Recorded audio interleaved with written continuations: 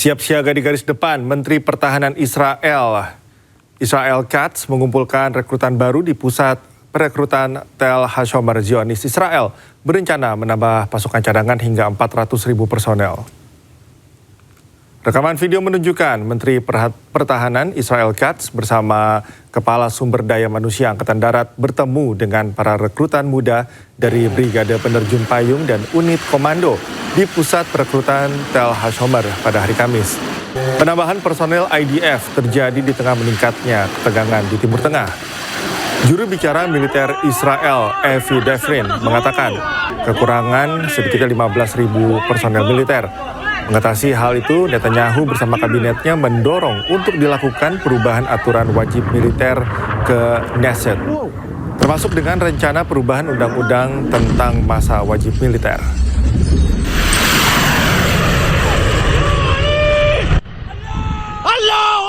Pemirsa, lebih dari 1 juta warga Iran dimobilisasi di tengah meningkatnya spekulasi rencana operasi darat oleh Amerika Serikat dan Israel. Teheran menegaskan kesiapan menghadapi kemungkinan konfrontasi langsung di wilayahnya.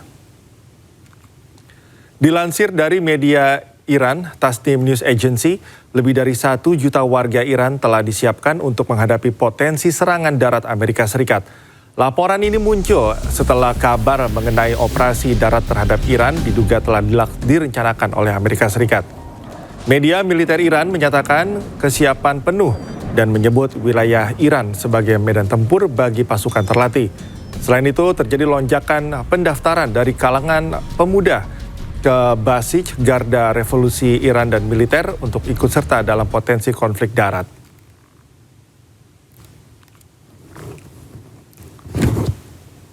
Pemirsa, Kuwait rilis rekaman kebakaran besar di Bandara Internasional Kuwait. Hal tersebut menyusul dugaan serangan pesawat tak berawak Iran pada hari Rabu.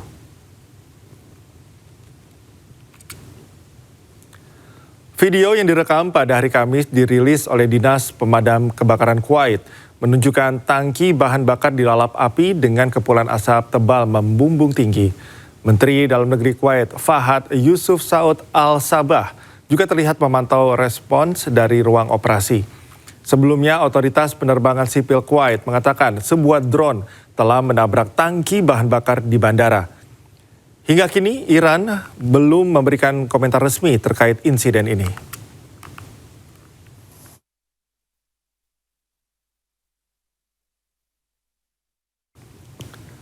Iran meminta negara-negara di Timur Tengah untuk tidak terpecah belah. Iran juga menuding Israel sengaja menajamkan Iranofobia agar dunia memusuhi Iran. Pernyataan ini disampaikan oleh perwakilan Iran dalam sidang darurat PBB yang digelar di Jenewa, Swiss. Dalam sidang, Iran mengingatkan negara di Timur Tengah untuk tidak terpecah belah oleh fitnah dan serangan yang dilancarkan Israel. Dukungan untuk Iran diberikan oleh China dan Rusia. Kedua negara ini juga menegaskan tidak ada negara manapun yang boleh ikut campur dalam urusan dalam negeri negara lain. Suffering is compounded when false and fabricated narratives replaced with realities are accepted as truth, when defenders are recast as enemies. The malevolent regime of Israel has cunningly turned the President of the United States as executor of its wicked designs. Such mastery poses a grave threat to the entire world. Israel is not merely attacking Iran, nor solely striking at Lebanon, nor even undermining Palestine.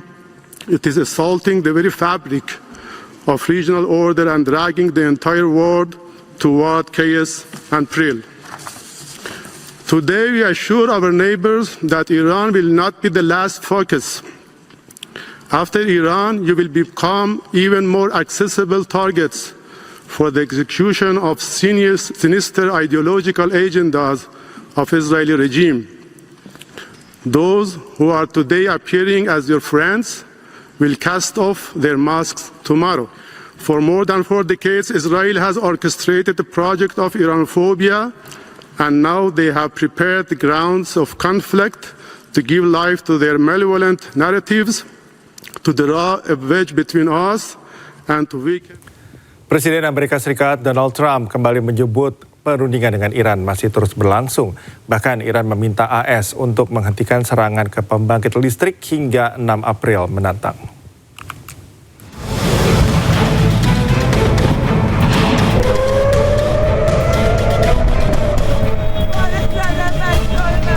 Perang antara Amerika Serikat, Israel, dan Iran terus berlanjut. Bila sebelumnya semua negara yang terlibat sempat menolak untuk negosiasi, kini Amerika Serikat mengklaim perundingan terjadi antara AS dengan Iran. Bahkan melalui media sosialnya, Trump menyebut Iran meminta AS untuk menghentikan serangan ke pembangkit listriknya hingga tanggal 6 April nanti. Presiden Amerika Serikat Donald Trump juga mengklaim Iran yang lebih dulu memohon untuk negosiasi.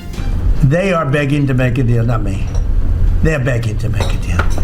And anybody that saw what was happening over there would understand why they want to make a deal. But they say, oh, we're not talking to them. Anybody would know that. And only a total fool. And they're not fools. They're very smart, actually, in a certain way.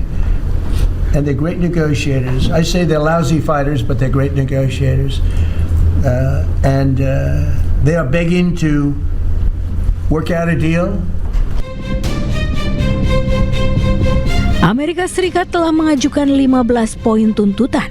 Di antaranya, AS meminta Iran menyerahkan seluruh uranium dan menghentikan program senjata nuklir. Iran juga diminta untuk membuka akses tanpa hambatan di Selat Hormuz. AS meminta Iran menghentikan pengembangan rudal balistik. Iran juga menghentikan dukungan terhadap Hizbullah dan juga Hamas.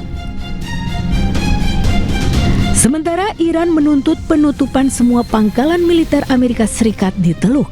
Iran juga menuntut ganti rugi finansial atas serangan terhadap wilayahnya. Iran meminta kendali penuh atas Selat Hormuz, termasuk memungut biaya dari kapal-kapal yang melintas, serupa dengan terusan Suez di Mesir. Dan yang terpenting adalah, Iran meminta agar program nuklir tetap berjalan tanpa negosiasi pembatasan. Tuntutan kedua pihak yang bertolak belakang ini membuat negosiasi antar dua negara berjalan alot, terutama terkait nuklir.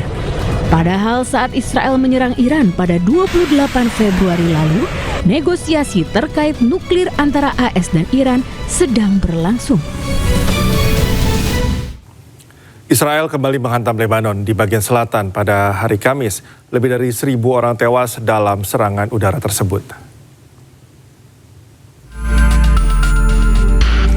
Israel merilis rekaman serangan udara yang menargetkan posisi Hizbullah di Lebanon Selatan.